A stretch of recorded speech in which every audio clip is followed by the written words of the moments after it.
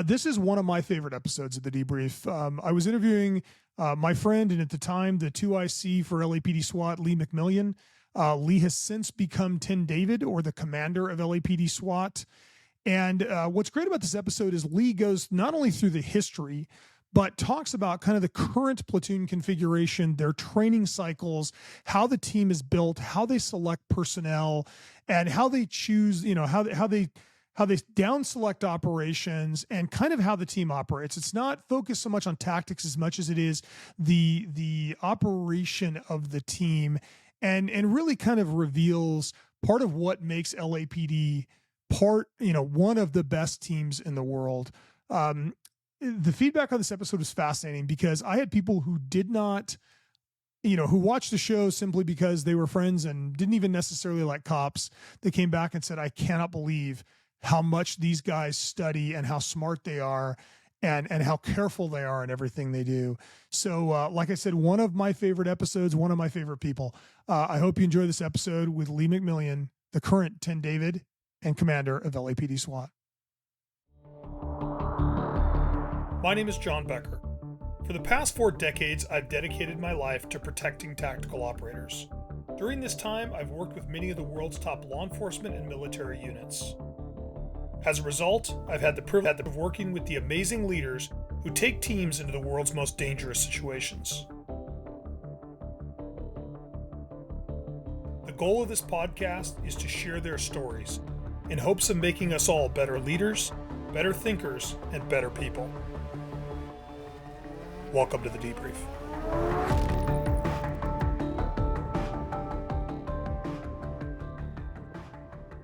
My guest today is Lieutenant Lee McMillion. Lee is currently one of the 2 lieutenants leading the Los Angeles Police Department's Metropolitan Division D Platoon, which is better known as LAPD SWAT. In total, Lee has spent 33 years as a Los Angeles policeman, of which 23 years have been spent at Metro, 21 with D Platoon. Lee is one of only 3 men to have ever served at all possible ranks at D Platoon: officer, +1, sergeant, and lieutenant. Lee, I appreciate you joining me today on the debrief. Thank you, John. It's my pleasure to be here. Let's start with your history. Let's go back to kind of where you started when your career started with LAPD.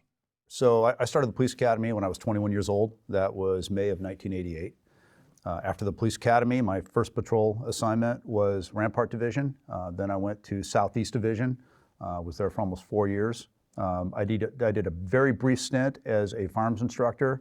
I won't get into how I had to navigate that into my career path to keep my P3 stripes and remain eligible to go to Metro Division. Fair enough. And then I went to Metro Division in April of 1994.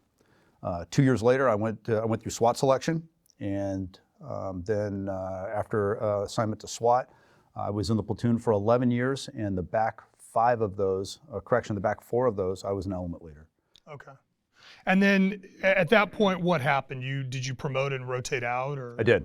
So it was summer of 2007. I made sergeant. I went to 77th Division, where I spent about 19 months, and then as good fortune has it, I was able to come back to SWAT as a sergeant or a squad leader. Got it. And then how long were you there the second time? So I was a sergeant in SWAT for a little under 4 years when I just took the lieutenant's test and my number came up. So I made lieutenant in October of 2012. And then I was gone about 2.5 years before, once again, the stars aligned. And I'll have to say that each time I left SWAT and promoted out, I never expected to be able to come back. Wow. Yeah. You just have to be good in your mind. It's that pyramid structure where like there are less positions the higher you go in the rank structure. Sure. So when you promote out, you have to be good with never ever coming back and just find another career path. And there's plenty of great job opportunities on the LAPD, and I was gonna find my way into other career opportunities. But just as good fortune and cosmic energy have it, I was able to come back. Not only as a sergeant, but also as a lieutenant. So why don't we talk a little bit about the history of D Platoon? I think everybody's familiar with LA SWAT, but like from a history standpoint, when did D Platoon start? So LAPD SWAT started in, the first roll call was actually December of 1966. So it had been on the back of the 1965 riots in Los Angeles. It had been after the Charles Whitman incident, which was, I believe, the summer of 1966, The Texas Tower. And so there were these increasingly provocative police incidents where the law enforcement community realized that there would need to be enhancement of tactical proficiency and resources to handle these. So again, it was December of 1966 was the first roll call, although we say 1967 is our anniversary year because it was late in December and we just don't want to eat up that whole year. So it was a part-time platoon for nearly 5 years until November of 1971. During the part-time period, there were 176 personnel, men, who rotated through the platoon. And it was a part-time assignment, as I said, so you could be a Hollywood detective or you could be a patrol cop in just in any division, and those personnel would get together for a couple days every month and train in what they were still figuring out were the responsibilities of SWAT. And if you figure the personnel, we had Korean War vets. It was during the Vietnam era, so some Vietnam vets. There might even been a World War II vet in there that would have been quite tenured on the department at the time. And then after some successes, specifically there was a Black Panther incident in 1969, and then in November of 71, SWAT came to Metro Division as a proper platoon and with the designator of D Platoon. So, and that's where we've been ever since. So in 71 was the point that it becomes a full-time assignment and is stood up as a full-time team. Correct. Okay. How big was it prior to that? Like how many personnel? So as a part-time team, it was 4 squads of 10 each. Okay, so about 40. Yeah, 40. So 4 squads, 10 each. And then when it came to Metro as D Platoon, about the first couple deployment periods, it remained 4 squads, 10 each, and then soon thereafter bumped to 6 squads of 10 each, so 60 officers. And that's our structure today, is 60 officers. We actually have 7 sergeants. 6 of those sergeants are squad leaders, as I mentioned, the 6 10-officer squads. And then we have an additional administrative sergeant position that can rotate through if a sergeant is injured on duty or goes on vacation. Somebody can backfill the squad and also handle admin. And then there are 2 lieutenants. And the 2 lieutenants are myself, and then my partner is Ruben Lopez. And after an incident in 2005 is when they expanded that structure. So it would just be greater lieutenant coverage. And bottom line is just one guy can't stay awake that much. Yeah, so, it's fair. So 1971, the unit becomes a full-time unit. By then, the Black Panther shootout was in 1969? Correct. So 69 is Black Panther shootout, 71, the team becomes full-time, 74, the SLA shootout occurs. Yes. Okay. So it's kind of pre full-time and then post full-time SLA happens, and that's really the genesis of the team as most people see it. Correct. So when it was a part-time team, there were various successes at different deployments, and one of the bigger, more prominent was obviously the Black Panther incident in 1969. So actually, if you look at our emblem, it's the eagle and holding the lightning bolt and the banner. And then the banner has a 41 and a 54 on it. So the 41 stands for 41st and Central, which is the intersection of the Black Panther incident in 1969. And then if we're going to talk about the SLA incident in 1974, then that was at 54th and Compton. So just 2 significant landmark incidents with success and brought notoriety to the team, and also fostered that confidence with the chain of command that this is a team that can handle these sorts of incidents, and it just furthered the evolution. Yeah, because I mean, 74, well, even 71 when the team becomes full-time, this is still a pretty radical idea. Yes. Right, like this is not, LAPD literally coined the term SWAT, right? And this is kind of a radical idea to have a special weapons and tactics team, especially a full-time special weapons and tactics team. Talk a little bit about the origin, and it was Jeff Rogers and Daryl Gates, if I remember correctly, that coined the phrase. So I know Daryl Gates was an inspector in December of '66 when this whole thing started. So obviously he was a very prominent chief of ours for, I believe, 13 years. But before he had promoted to that rank, he had this concept of a police unit with enhanced capability. Just watching the trends in law enforcement and the increased danger, provocative nature of them. And so what are we going to do to prepare for it when it hits Los Angeles? So yes, SWAT was the brainchild of Daryl Gates, then inspector, and he was actually a driver for Chief Parker at the time. Yeah. And then obviously as he promoted to the rank of chief, then the platoon had wide support throughout the chain of command because he is now the chief and it was his concept. I know that there's some I don't say conflict, disagreement, but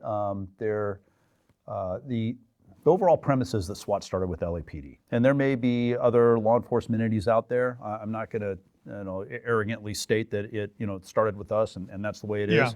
There are 17,000 law enforcement agencies in the United States. So if one of them had a variation on the theme and just didn't call it SWAT at the time, I certainly give them credit for what they've done. But for bringing the term special weapons and tactics and attaching that to a police unit that's a full-time team, I believe that credit does go to the LAPD. Yeah, and I think like from a historical context, right? So you look at Black Panther and put Black Panther in greater context, right? At that point, you're having Weather Underground and events where police cars are being blown up. There's a lot of civil unrest, Watts riots. Internationally, you have the Munich massacre. You're having hostage takings. Like it kind of sets up this environment where you look at Munich and law enforcement quickly realizes like there can be problems here that we're not prepared for. Correct. And so it makes sense why they would look at it and say, yeah, we need to do something else. Looking back at the history also, talk about the effect of the '84 Olympics, because that seems to be the point in the US where SWAT really explodes onto the scene and you see teams popping up kind of all over the place. Right. So as you said, it was after the Munich incident at the Olympics, and then when the city of Los Angeles received the Olympic award for the 1984 Games, is in the couple years prior to that, that Daryl Gates and other government officials determined that if something like this could possibly occur in the city of Los Angeles, what are we going to do to prepare for it? And that's when LAPD SWAT did all the outreach. So a lot of our personnel, you talk about Jeff Rogers and Mike Hillman, Al Preciado, Ron McCarthy, a lot of travel to international agencies that had experience with counterterror operations. And then that's when our platoon went from a tactical team that was making entries, but not necessarily hostage rescue capable, to full-blown hostage rescue capable resources.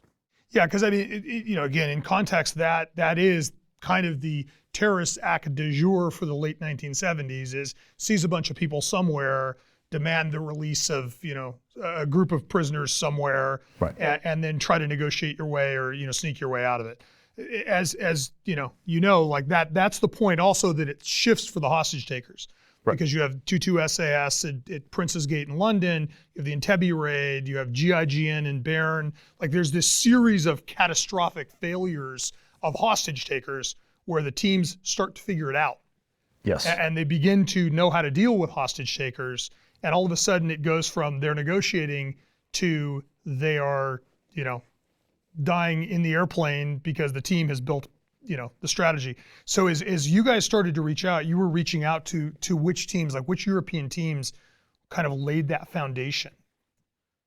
Yes, European teams, moreover, our own U.S. Army, okay, and our U.S. Navy.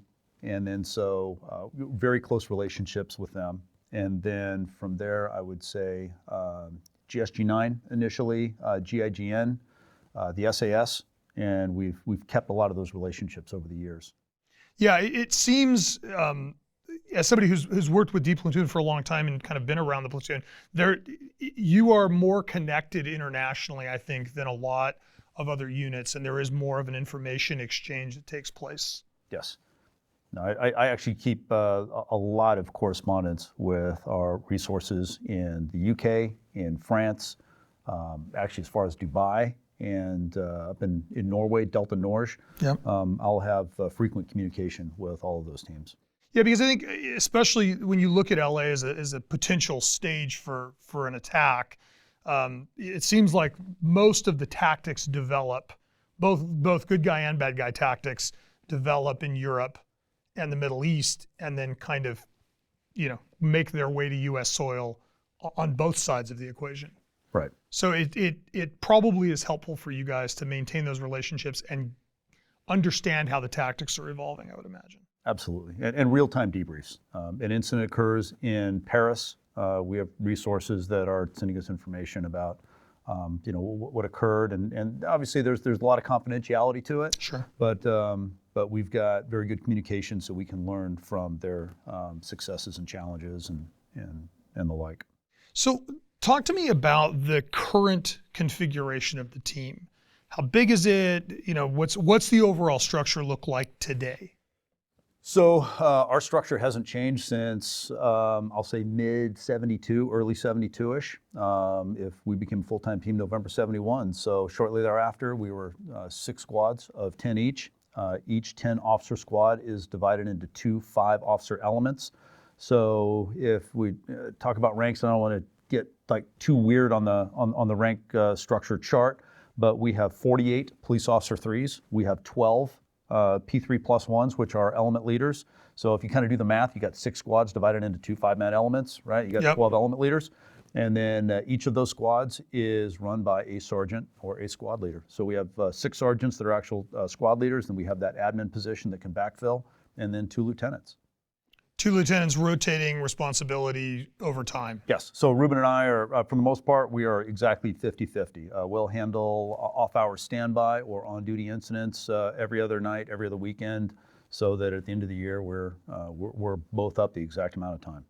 And I think that one of the things I think that's unique about D Platoon and also about LA Sheriff SEB is you have complete responsibility for the tactical problem in the city of Los Angeles. There's no phone home. Right. After you guys. It is your problem ultimately, right? Right. We are the last line of defense. City of Los Angeles is 468 square miles. There are 21 geographic patrol divisions. So when something happens in a geographic division, it's actually the commanding officer of that division that is the incident commander. So we subordinate to the incident commander. We provide a service.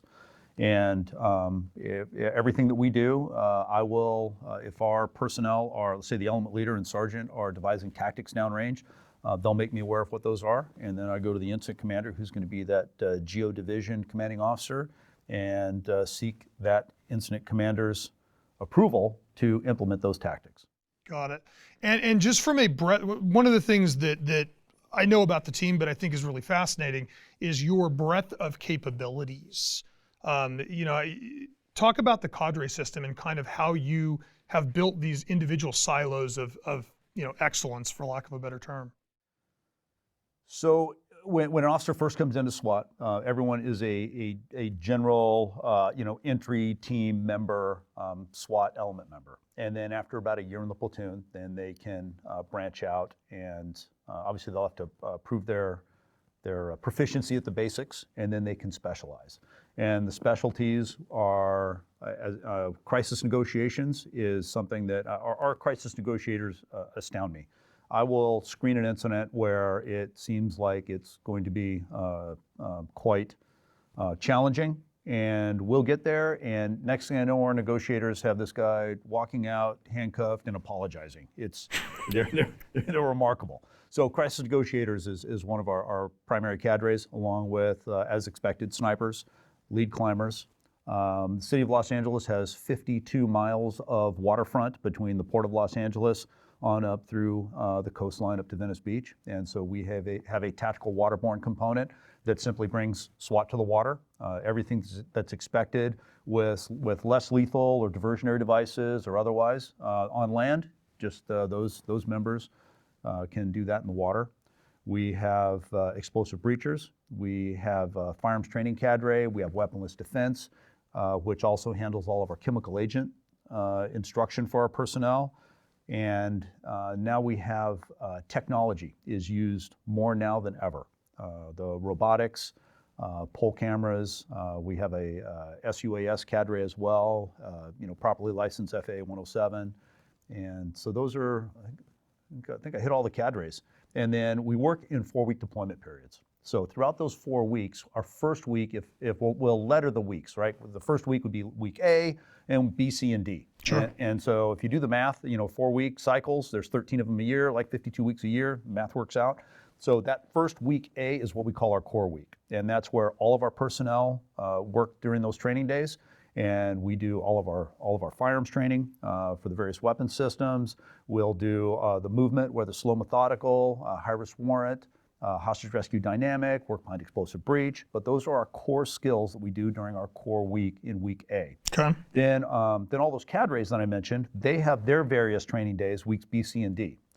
So snipers will shoot out of the helicopter every other Tuesday.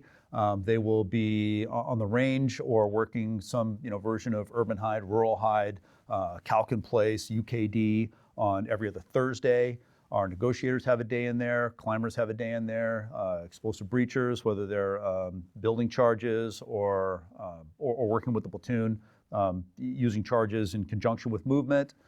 Technology, the personnel making sure all of our robots work properly and enhancing their ability to maneuver those devices through every variety of terrain.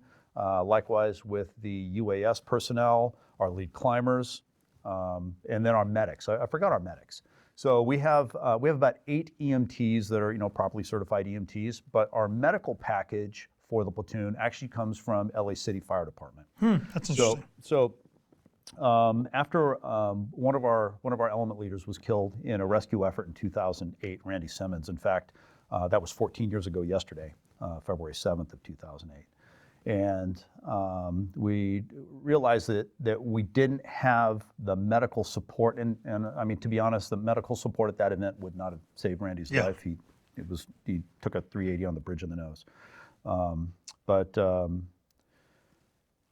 we enhanced our ability to have medical support downrange with us. So this relationship with LA City Fire Department and their paramedics. So in order to be, it's Tactical Emergency Medical Support, or TEMS is the acronym, and they will be an LA City paramedic for at least 5 years. Okay. And then they will actually sign a waiver, because there's that, the fire department isn't going to go where things haven't calmed down, lack of a better way of putting it. And so they'll sign a waiver that I will go wherever SWAT goes. And so they are actually with our personnel on target.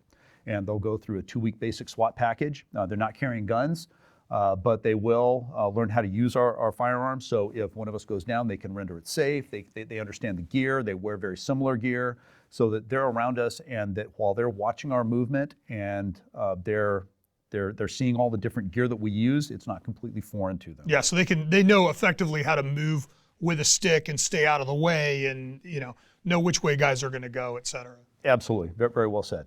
And then, but they'll also do a tactical medic course with LA County Sheriff's Department with their Air 5 guys, the Mountain ESD. Rescue personnel, ESD. And then after that, then they come to us. And so right now we have 8 in that cadre, and 2 of them are on everything we do.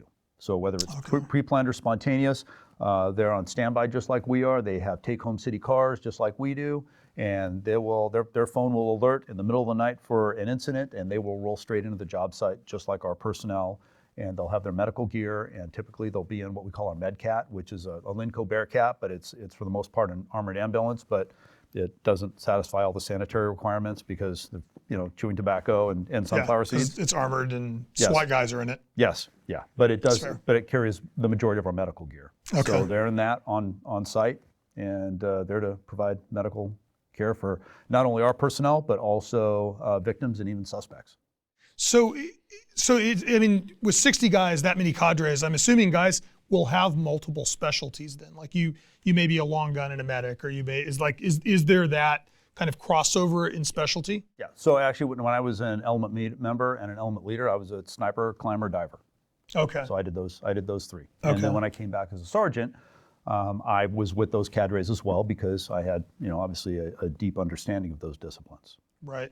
So then within a mission, so if you get in an operation, you have, X number of divers there for any operation, or you have X number of snipers, X number of climbers, just by rotation of the platoon, you're going to have all of those specialties there, kind of whatever the operation is. Correct. And we also try to disperse those specialties throughout the elements and squads. Okay. So that depending on who's on standby, who's up for a barricade, that squad will have a cross-section of those skills.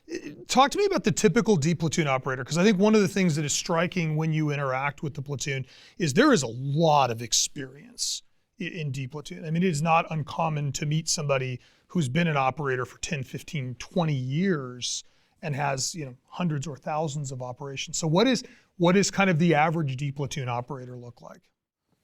So average age in our platoon, I believe, is right about 40. Go plus or minus a year or two on that, but about 40 years old. Before someone goes through selection, they're probably going to have anywhere from 8 to 12 years on the LAPD.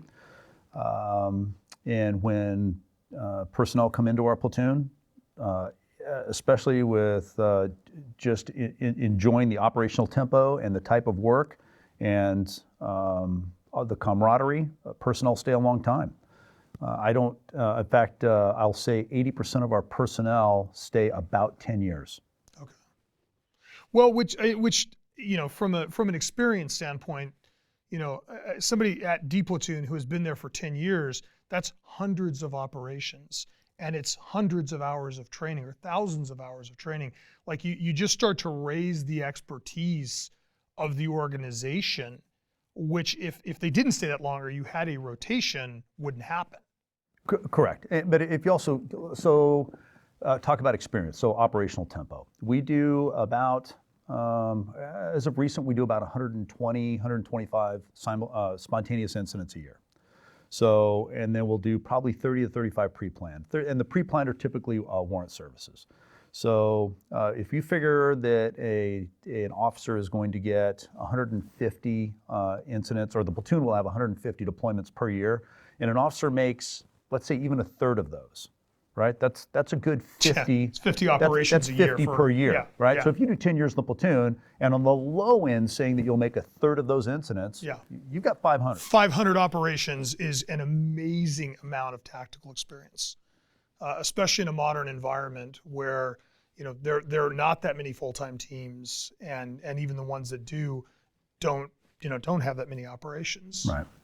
So what is the process to activate SWAT? So perfect timing for this question, because the other thing I was going to say is that having correspondence with a lot of different teams, we'll see that different teams have different criteria for deployment. So when I say we have 150 different deployments a year, 125 spontaneous and 25 or so pre-planned, that there's certain criteria that needs to be met for us to even move that monstrous machine of LAPD SWAT.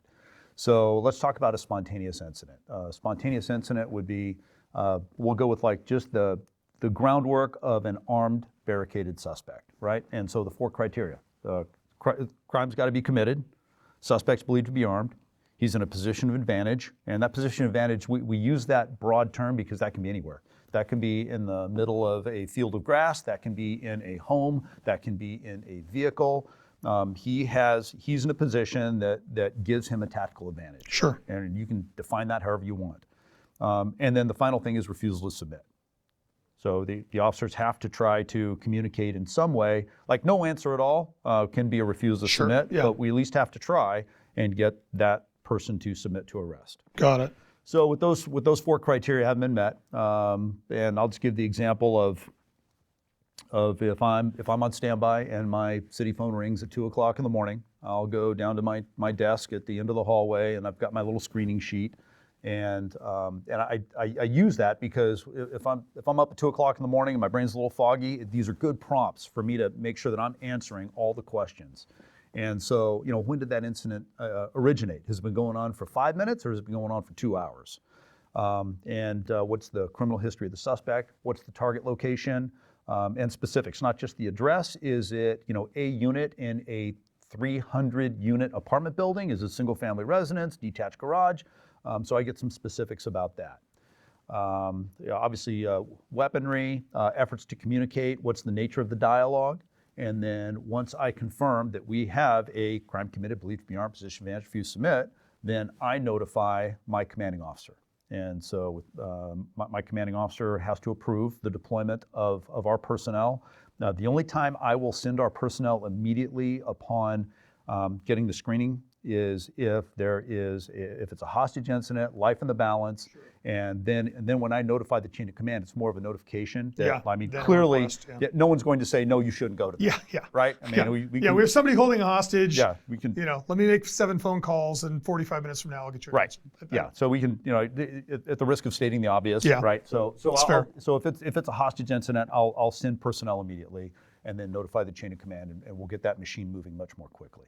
Got it. And your personnel are city car, everything, like they're leaving from their home to the location. They're not coming together and having to, mobilize and all that, right? That's correct. So if it's an on-duty incident, we're likely, there's a good cross-section of us are training at a certain venue somewhere, and they can just in-trail and figure it out, and we'll all go there together. If it's off hours, then we have a standby list where we have 16 for tactics, another 2 for negotiations, a primary, secondary negotiator. And a unique thing about our negotiations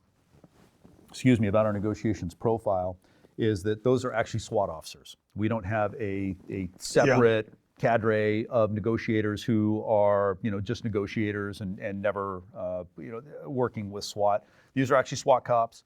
And in fact, through our selection process, our selection is a 12-week course, and the first 8 weeks are really where all the testing takes place, and the back 4 weeks of those 12 weeks are what I call enrichment. And one of those weeks in the back 4 is a 40-hour crisis negotiations course. Oh, okay. Every single one of our personnel goes through a C&T course, crisis negotiations. Yeah. And so they all have a baseline knowledge of crisis negotiations and just things to say, things not to say. Yeah. And which may be more important. yes, yeah. It's not always what you say; it's what you're not saying that matters. So they'll all go through this crisis negotiation course, and then those that after you finish that 1 year in the platoon and prove that you're comfortable in all the different aspects of baseline SWAT stuff, you can specialize as a negotiator. So 22 of our 60 are our negotiators. Oh wow! So when we roll out, so a third of the platoon. Yes. Yeah, I mean almost half of the operator level platoon. Correct. And then they'll get enhanced training and they'll attend different symposiums, and they have every deployment period they have their training days where they can debrief incidents that occurred elsewhere or debrief an incident that we experienced. We have behavioral science doctors that are attached to us. So when we send out a crisis negotiation package, I know I'm getting really deep into C&T right now. Yeah, but that's okay though. I'll come back to it. That we have a BSS doc there with us. So they're not actually doing the negotiating. The negotiating is all with our primary and secondary negotiator. We have a supervisor that oversees it. But the BSS doc can look at or listen to the nature of the dialogue and maybe weave in some things that the suspect is saying that may help our negotiators in connecting. Yeah, I think one of the things that one of the misconceptions about SWAT teams, especially larger agencies like yours, is that SWAT is just a bunch of trained killers that are going to go out and deal with it tactically. And I think one of the most striking things about your platoon is the emphasis on crisis negotiation. It's the emphasis on surround and call out, and it's a total resolution approach. It's not simply we get there and everything goes tactical. Absolutely. So I've kind of derailed. Your original question was, what do we do when we go to an incident? Yeah. And you're right. We go straight to the job site. We don't all rally at the command and gather gear and go. So everybody has their gear with them, and we have support personnel in our vault that will grab our armor and our truck, and everything goes to the field. And then on to your statement about this resolving incidents in the least confrontational manner possible. So it frustrates me that there is a common perception that when SWAT responds to an incident that there's going to be significant property damage and that there's going to be, good time to laugh. Yeah, gonna show up, gonna break everything. Yeah. And probably gonna shoot everybody. Yeah. And then before the brass even cools on the deck, we're gonna get in our cars and drive away. Yeah. And nothing could be further from the truth. And I'll talk about the stats of our platoon because I'm actually very proud of them. That we started keeping a database in 2013. Okay. And so we've captured absolutely all of our deployments. And since 2013, I think we're at about 1,150 incidents. Okay. And so if I talk about those 1,150 incidents, we use force of any kind, all the way down to wrist lock, twist lock, in less than 8% of the incidents. Wow. We use deadly force in less than 1.4% of the incidents. See, I think that is, I think that if the average person knew that statistic, it would stagger them. Because I do think there's this impression like, oh yeah, no, everybody's gonna get shot, and so Absolutely. 1.5% of the incidents in deadly force. Less than. Wow. Less than 1.5%. And obviously we can thank Hollywood and all the fantastic footage of movie scenes of all that destruction and 85 movies that have been made about your platoon, 2 TV shows, they've done a great job of a disinformation campaign. Yeah, absolutely false. It doesn't happen that way. Yeah. And all that credit for the our low statistics of uses of force and uses of deadly force, that goes to our personnel and their commitment to resolving these incidents, least confrontational manner possible, crisis negotiators, and especially since about 2016, what's really helped us is all the technology, whether you're using robots, pole cams, UAS. Those help us search without exposing our personnel. Yeah. It just makes it safer for everybody. Makes it safer for us, makes it safer for the suspect. So we keep on refining our systems and we keep reducing the need to use force. And the big catchphrase, and probably the last couple of years, is de-escalation. Yeah. And it's something we've been doing forever. Yeah. But there's also different tools that we're adding to our toolbox that assist in that. And so it's a constant pursuit to handle the more provocative incidents in the least confrontational manner possible. Yeah, it's interesting because in talking with you and in talking with guys from the platoon, the emphasis seems to be on slowing the entire thing down, right? The guy's emotional, he's made bad decisions, he's in a bad place, and the sooner he gets into a confrontation, one of my friends said a long time ago, Sid Hale said a long time ago, when somebody is in a tactical situation, they have made so many bad choices in their lifetime that the sheriff's department, in his case, is at their house with a SWAT team knocking down the door. Right. Right? If you give them 30 seconds to make a decision, they're probably not going to make the right one. And it's interesting because as you talk through it, it's crisis negotiation, it's getting technology in, it's slowing the whole thing down and delaying this moment when an officer is engaging with the suspect and trying to prevent that from ever happening. Right. Which I think is another thing that Hollywood has created kind of this fictitious myth for, that it's like, oh yeah, no, here they go, they're going right away, and it's just not the case. Right. And so I'll speak for the LAPD. We're the last line of defense, right? So if we don't fix the problem, no one's going to. Yeah. But I think what's lost in all of that is that we're a life-saving organization. And there's, people look at what SWAT does, and they look at armored vehicles, and they look at snipers, and they look at all these things that they like to translate into, well, they're going to hurt people significantly or kill them. Yeah. But as a last line of defense, we need those things, but we're also a life-saving organization, and clearly our statistics prove it. Yeah, it's interesting is this discussion of militarization of law enforcement and militarization of SWAT specifically. One of the things that people key on is armored vehicles. And it's always struck me as kind of a crazy thought, because without an armored vehicle, that's a lethal force engagement. Right. Right? If you put an officer there without an armored vehicle, the suspect is shooting at an officer he may hit. And there's no chance for resolution at that point. Right? You're going to a tactical resolution. Whereas with armor, all of those things are putting a margin of safety between the suspect and the operator.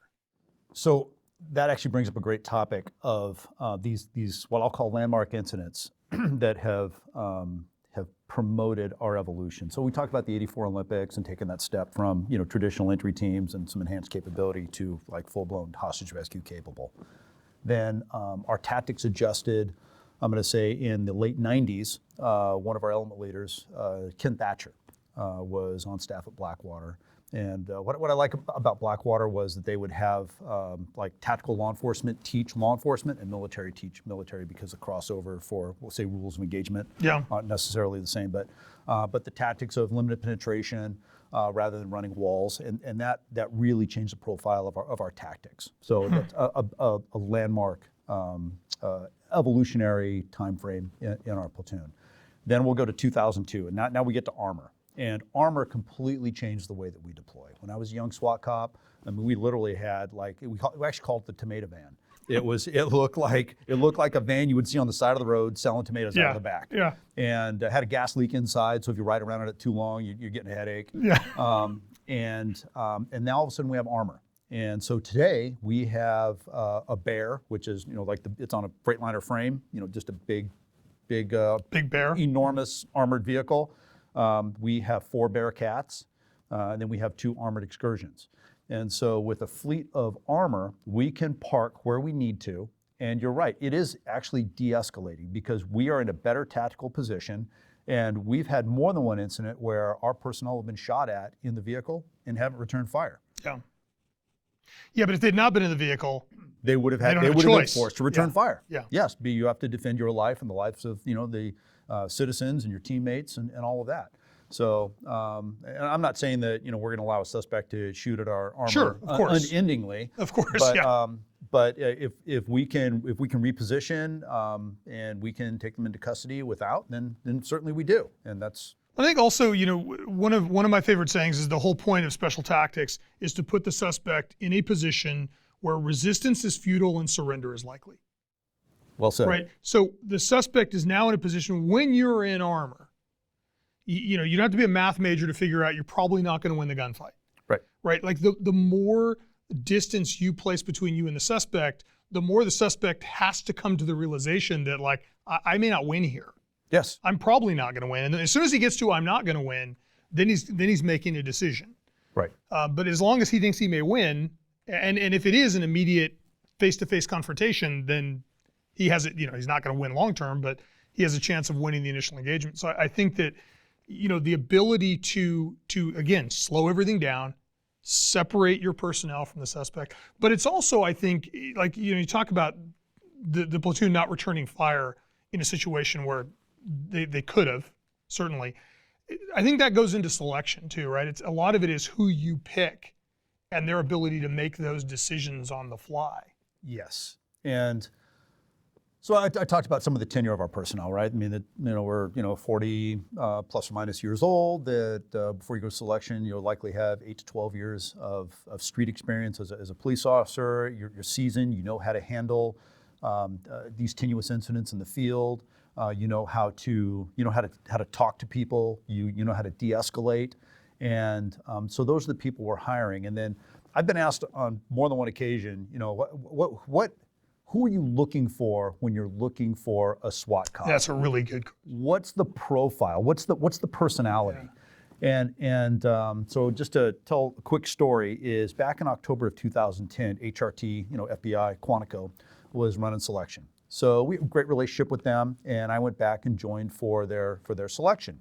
And part of that was, so they would wake up bright and early the first day and do all these physical tests. And then as the day evolved, I got with, there was a psychologist, I believe, monitoring. His last name is Middleton. So Doc Middleton is, he's kind of just standing back and he's just kind of watching the personalities of the different personnel and selectees and how they're interacting. And so I'm having a conversation with him, and he says, so yeah, I mean, obviously the first thing we do is put them through all of these strenuous, physical tests and ensure that they're prepared physically for this. He says, but about noon today, we're gonna just sit them down in a room, they're gonna take a raw IQ test. And based on their scores from a raw IQ test, I will give you 80% certainty who is going to make it to day 2. Wow. And who's gonna be done. Man, that's a bold prediction. And yes. And so and then he went on to explain that when somebody does very well on a raw IQ test, that's someone who, one is he's done the research and he or she has done the research and understands the job that they're applying for. So they've prepared for it. Sure.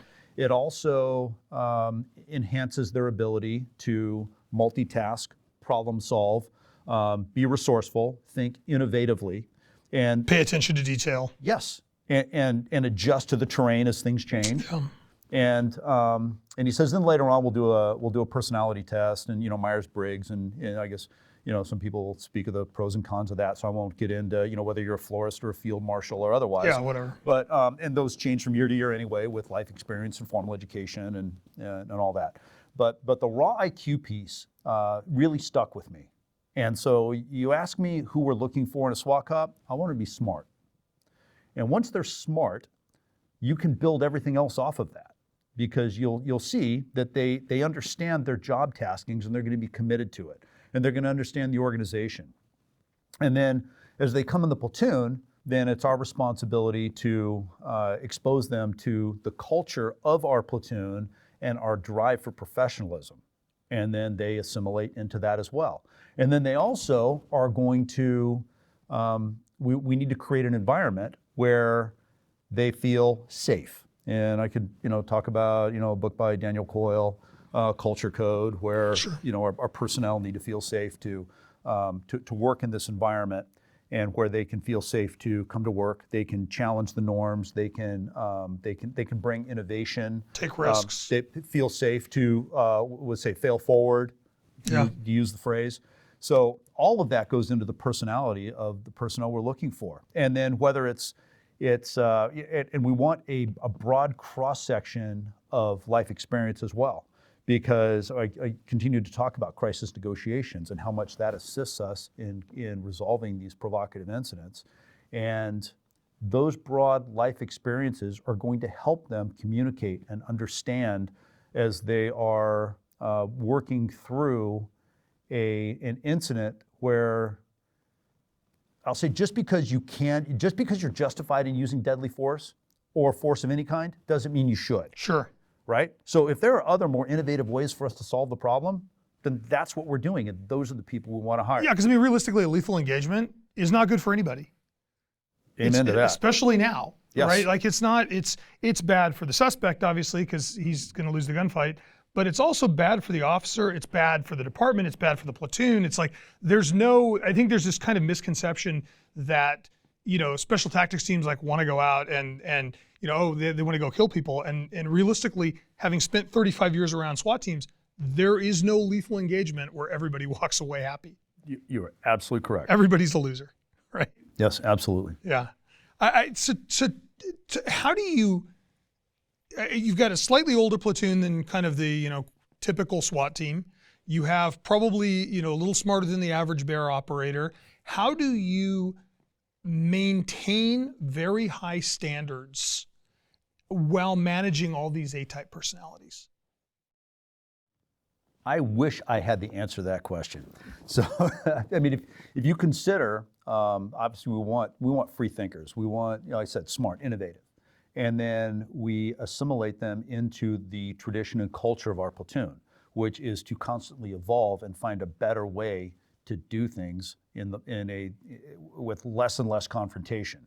So when you assimilate them into our culture, and then I'll promote another book here, is James Kerr wrote Legacy about the New Zealand All Blacks. Oh, interesting. Okay. Right, and this book talks about how when they bring someone into their team, how they make them, they are immediately educated about the traditions and the ethos of that team and that culture. Yeah.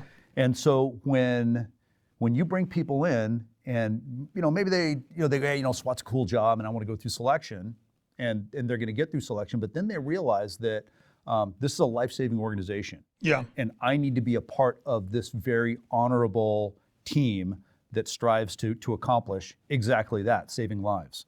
So then we're also going to promote their free thought. And so as this younger generation with a different perspective on resources and innovation and a different way to maybe approach a challenge, then we're going to encourage them to present that. And some of them work and some of them don't. But I never want to stymie the innovative drive of our personnel. So I need, right now we're running selection. We're in week 4 of the 12 weeks. And we've got 12 personnel, and we did a lot of testing on the front end, And all of our hope is that all 12 are going to graduate and that they're going to assimilate in the platoon and they will be successful and productive and contributive team members. And I want them to understand immediately what they're getting into. And I also want them to understand that we're looking to them to be the next generation of innovation so that we can continue to not only keep our stats, but improve on those stats of force of any kind less than 8% of the incidents and deadly force in less than 1.4% of the incidents. We can improve on that, but how are we going to do it? And those are the personnel we're hiring. Yeah, so it is this the Japanese have a notion called kaizen, which is like this idea that you are constantly improving. Continuous improvement, continuously addressing the weakness of the organization, either through bringing in other people, through improving culture, through improving training. And it sounds like that's kind of in the heart of everything that you're doing, is like everything can always get a little bit better. Yes. In fact, Kaizen is constant methodical. Yep. Right? So there's a constant methodical drive to improve. Yeah. Yeah. Talk to me. So the culture, obviously, of the team is essential, and I'm a big fan of culture as a concept. I think that is ultimately what drives our behavior. Is this notion that, I always tell the story, like you and your friends have a culture when you play poker, and you and your parents have a culture when you go to church. And those two cultures are completely different, and there aren't necessarily written rules, but it's very clear to you that some behaviors are not acceptable at one versus the other.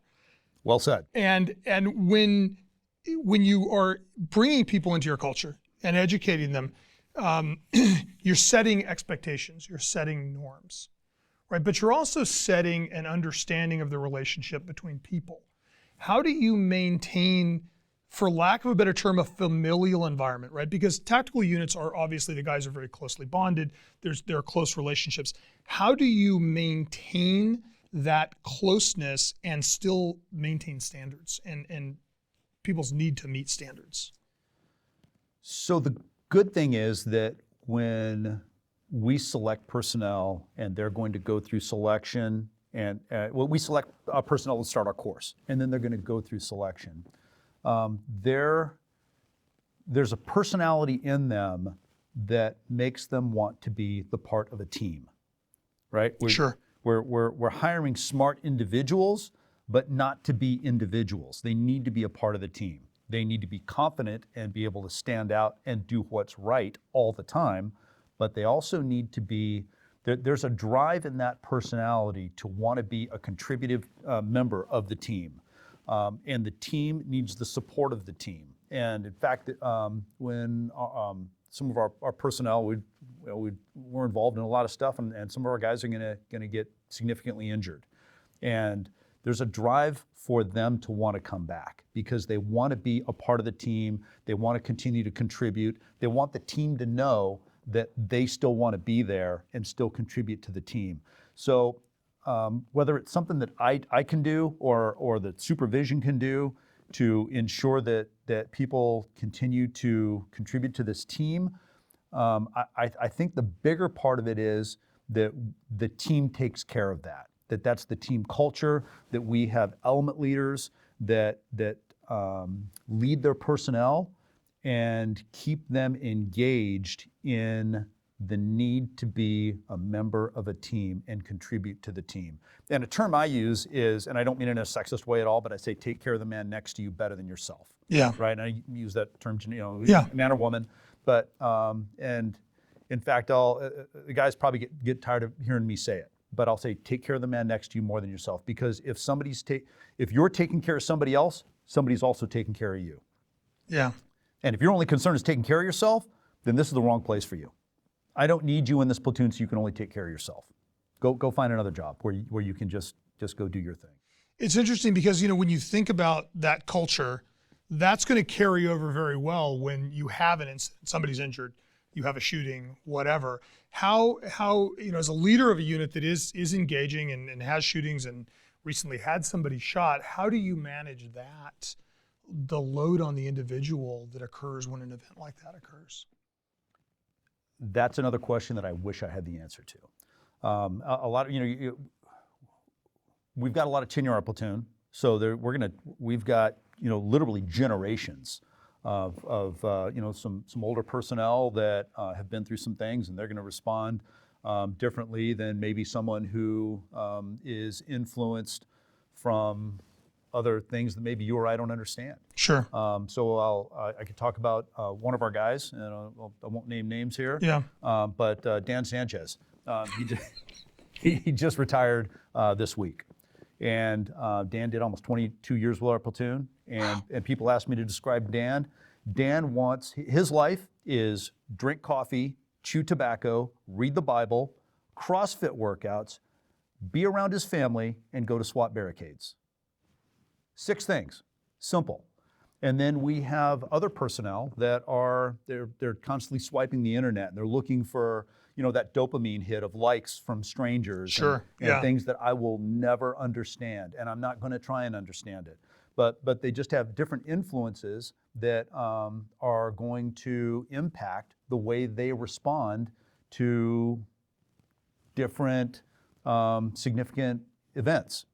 And so when you've got somebody that's swiping different blog sites and seeing what other people are saying, that they're completely disconnected from our platoon, but maybe they're making a comment that the Monday morning quarterback. Yeah, and I don't even know those comments exist because I'm not the guy going on those blogs. Right. Yeah. So it's literally generational. You've got a younger group of guys that are coming up through our platoon now that are influenced by things and social media. Yeah. That are more tenured guys just aren't paying attention to. Yeah, it's interesting because historically your job has happened not in secret, but largely out of the public view, right? Like a SWAT incident would happen, it would be reported in the news, and unless it went, particularly well, particularly bad, it didn't get a lot of coverage, and there was no after effects. Now everything is videotaped between body-worn cameras and people with cell phones. Everybody is a tactical genius that is going to critique the team's every action. That's got to put a load on the individual operators. It does, and like I said, I think it's more the younger generation that's actually watching all of that stuff. But another frustration for me will be that some personnel feel a need to post things online that don't need to be online. That there's this need to share when. No, it's the dopamine hit. I don't. Yeah.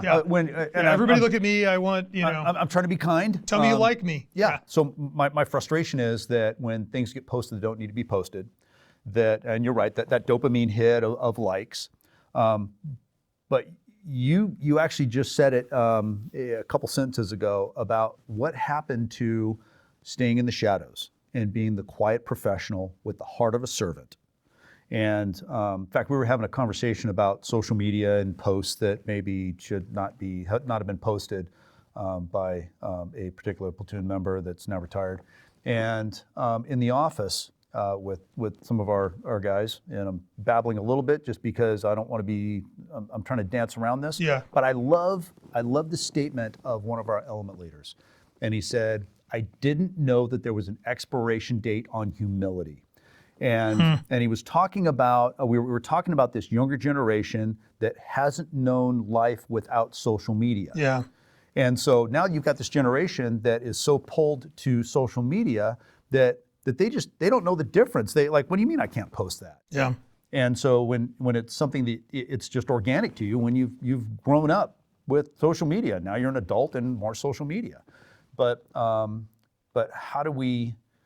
So it's like people were making excuses that, well, they just don't know the difference, so yeah, they're going to post stuff because it's what they do.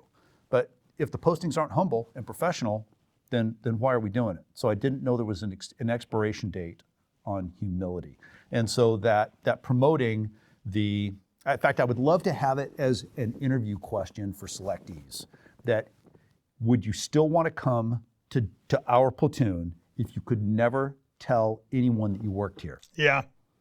If you had to just, I'm a cop in the city of Los Angeles and never tell anybody they worked at LAPD SWAT. Yeah. You still want to be here.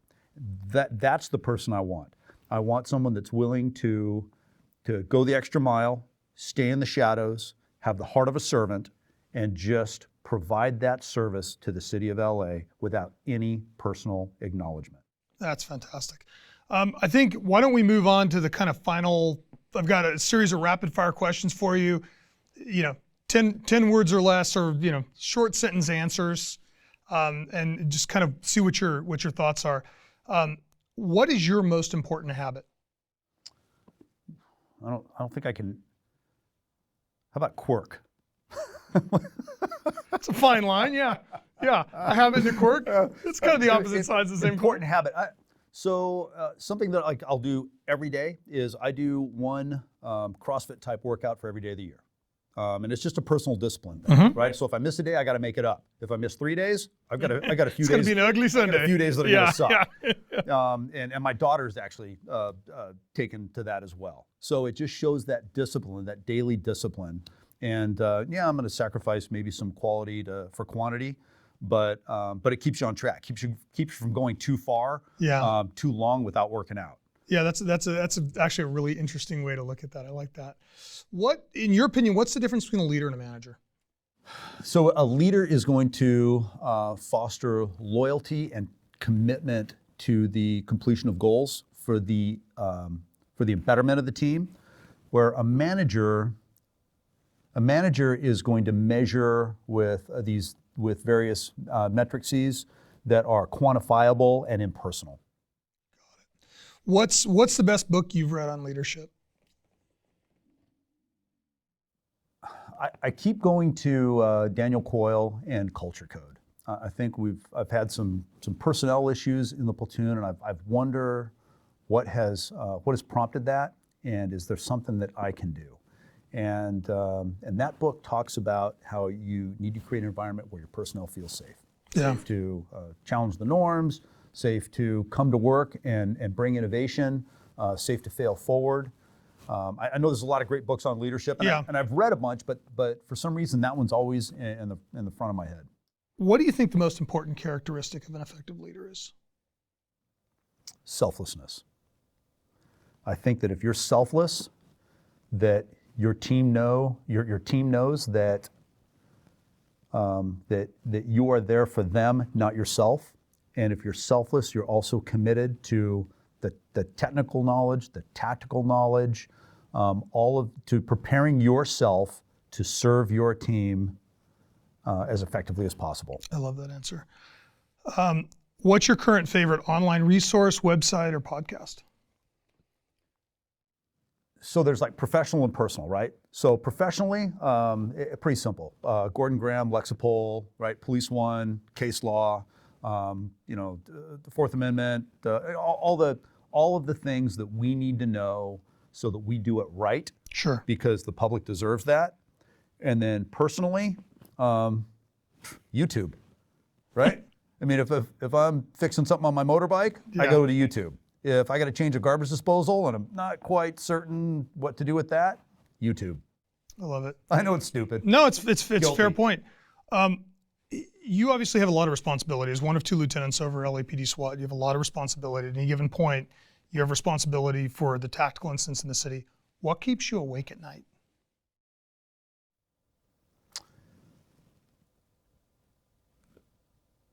It's wondering what we're not prepared for. There's all these things that are happening around the world, and I think, as I mentioned, we've got great relationships with a variety of teams around the globe. So staying connected and what are they doing that we need to look to, but what is the incident that's going to come to Los Angeles, and when it lands, we're not prepared. Okay, Lee, final question. What's the most profound memory of your career?